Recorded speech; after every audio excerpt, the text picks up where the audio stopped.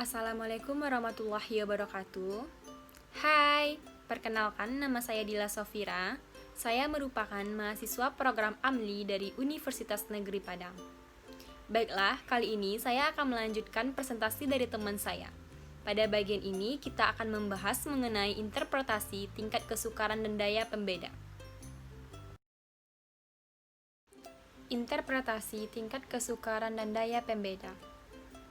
Ada dua tokoh yang membahas mengenai interpretasi tingkat kesukaran dan daya pembeda. Tokoh pertama yaitu Witherington dalam Anas Sudijono pada tahun 2013 membahas tingkat kesukaran dan daya pembeda pada butir tes. Tokoh kedua yaitu Kartono pada tahun 1996 membahas mengenai tingkat kesukaran dan daya pembeda anates. Pertama, interpretasi tingkat kesukaran. Menurut Witherington dalam Anas Sudijono pada tahun 2013, penafsiran tingkat kesukaran butir tes yaitu menggunakan kriteria pada tabel di bawah ini. Jika hasil pengukuran berada pada interval 0 sampai 0,30, maka butir tes tersebut diinterpretasikan sebagai soal sukar. Jika hasil pengukuran tingkat kesukaran berada pada interval 0,31 sampai 0,70, maka butir tes tersebut diinterpretasikan sebagai soal sedang. Dan jika hasil pengukuran tingkat kesukaran berada pada interval 0,71 sampai 1, maka butir tes tersebut dikategorikan atau diinterpretasikan sebagai soal mudah. Selanjutnya, interpretasi tingkat kesukaran menurut Kartono pada tahun 1996. Setelah indeks tingkat kesukaran diperoleh, maka harga indeks kesukaran tersebut diinterpretasikan dalam anates pada kriteria sesuai tabel di bawah ini.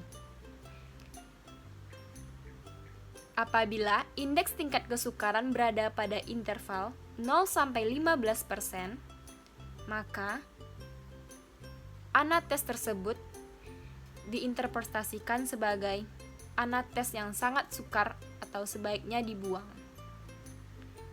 Dan apabila indeks tingkat kesukaran berada pada interval 16% sampai 30%, diinterpretasikan sebagai anates sukar. Selanjutnya, apabila interval berada 31% sampai 70%, diinterpretasikan sebagai anates sedang. Apabila berada pada interval 71% sampai 85%, diinterpretasikan sebagai anates mudah. Apabila berada 86% sampai 100%, diinterpretasikan pada kriteria tingkat kesukaran yang sangat mudah dan sebaiknya dibuang. Yang kedua, interpretasi daya pembeda.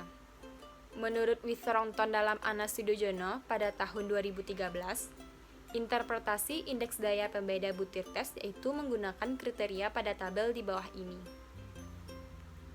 Apabila hasil dari daya pembedanya bertanda negatif, maka butir tes tersebut diinterpretasikan sebagai soal jelek sekali.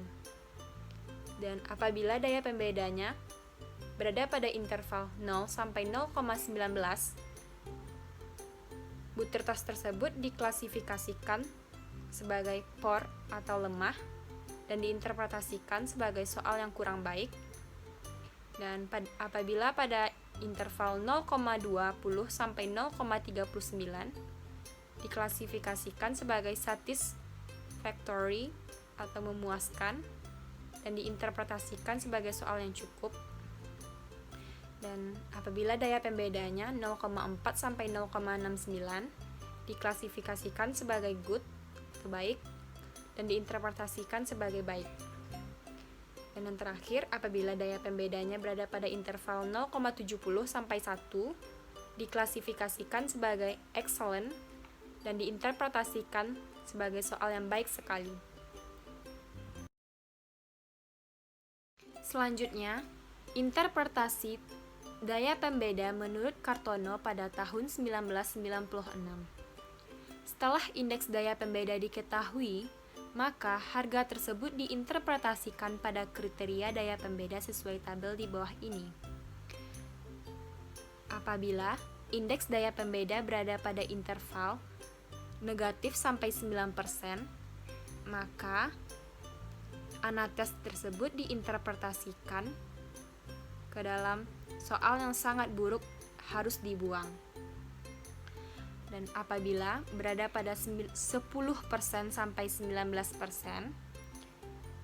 anates tersebut diinterpretasikan ke dalam soal yang buruk dan sebaiknya dibuang. Apabila berada pada interval 20% sampai 29%, anates tersebut diinterpretasikan ke dalam soal yang agak baik atau cukup. Dan apabila berada pada interval 30% sampai 49%, anates tersebut diinterpretasikan ke dalam soal yang baik. Dan apabila berada pada interval 50% ke atas, maka anates tersebut diinterpretasikan ke dalam soal yang sangat baik.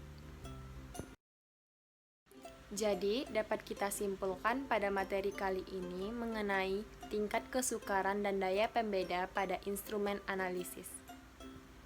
Item atau soal-soal yang baik adalah yang tingkat kesukarannya dapat diketahui tidak terlalu sukar dan tidak terlalu mudah. Sebab, tingkat kesukaran item memiliki korelasi dengan daya pembeda. Bila mana item memiliki tingkat kesukaran maksimal, maka daya pembedanya akan rendah. Demikian pula, bila item itu terlalu mudah, juga tidak akan memiliki daya pembeda. Karenanya, sebaiknya tingkat kesukaran soal itu dipertahankan dalam batas yang mampu memberikan daya pembeda. Baiklah, hanya itu yang dapat kami sampaikan. Saya ucapkan terima kasih. Wassalamualaikum warahmatullahi wabarakatuh.